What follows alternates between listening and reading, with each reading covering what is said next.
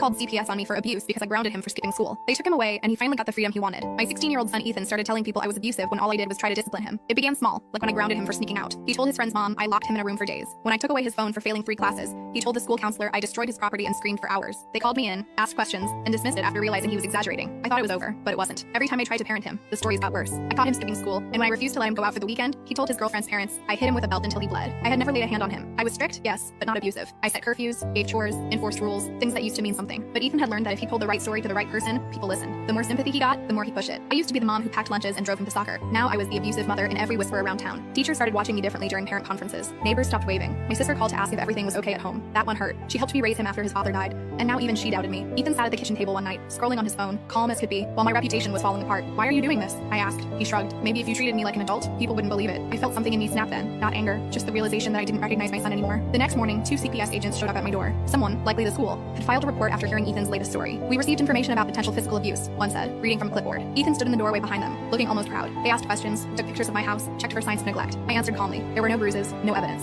Still, they said they'd follow up. 2 days later, they came again, this time with a court order. Ethan had told them he was terrified to live with me. They said they were placing him in temporary custody for his safety. I watched as they packed his bag, my son grinning like he'd finally won something. They didn't fight it. I just stood there, numb, as they drove off. The silence afterward was unbearable. His room was exactly how he'd left it. Messy, posters crooked, half-empty soda cans on the desk. For the first time in years, the house was quiet. Too quiet. I didn't know whether to cry or scream. Weeks passed. CPS.